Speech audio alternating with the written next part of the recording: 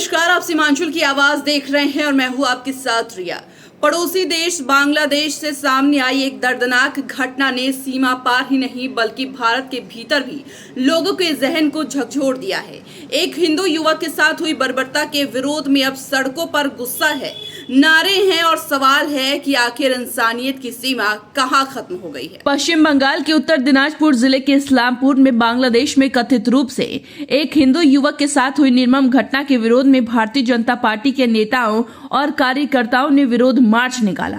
इस मार्च में राज्य बीजेपी प्रवक्ता राजर्षि लिहिड़े भी शामिल हुए। मार्च के दौरान प्रदर्शनकारियों ने घटना की कड़ी निंदा की और अंतर्राष्ट्रीय स्तर पर न्याय की मांग उठाई। प्रदर्शन के दौरान प्रदर्शनकारियों ने बांग्लादेशी सलाहकार मोहम्मद यूनुस का पुतला जलाकर अपना आक्रोश जताया। उनका कहना था कि बांग्लादेश में अल्पसंख्यकों के साथ हिंसा की खबरें लगातार सामने आ रही हैं और दुनिया चुप है। यही चुप्पी लोगों के गुस्से की सबसे बड़ी वजह बन रही है। कि जैसे पंडित नेहरू ने कहा था, let us not forget our brothers and sisters at the other side of the border, स्वतंत्रता के समय में, जैसे सरदार वल्लभ भाई पटेल ने कहा था कि mere by drawing a line those who are our kith and kin, our flesh and blood, they can not be separated from अस।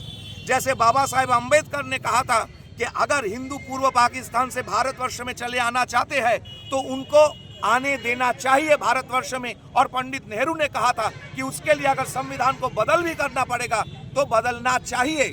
महात्मा गांधी ने कहा था कि I can not force the Hindus in East Pakistan to stay over here. वो पूर्व पाकिस्तान में हिंदुओं को रहने के लिए जबरदस्ती नहीं कर सकते थे। तो आज परिस्थिति वही है।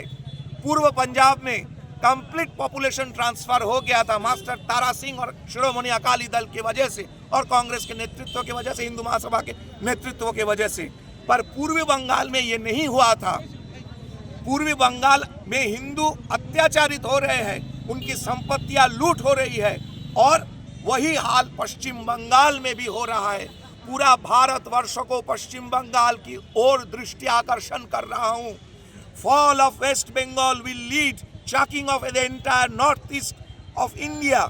यह विरोध सिर्फ एक घटना को लेकर नहीं है बल्कि उस डर को लेकर है जो सीमाओं से निकलकर दिलों तक पहुंच रहा है। सवाल ये भी है कि जब मानवाधिकारों की बात होती है तो क्या वह सिर्फ कागजों तक सीमित रह जाती है? क्या पड़ोसी देश में अल्पसंख्यकों के साथ हो रही घटनाओं पर दुनिया की नजर कभी पड़ेगी? इस्लामपुर की ये सड़कों पर उतरी भीड़ गुस्से से ज्यादा एक चेतावनी है कि जब इंसानियत पर हमला होता है तो सीमाएं मायने नहीं रखती। अब जरूरी है भावनाओं को भड़काने की नहीं बल्कि सच की निष्पक्ष जांच, शांति और जवाबदेही की। सीमांचल की आवाज के लिए इस्लामपुर से निर्मल गुप्ता की रिपोर्ट।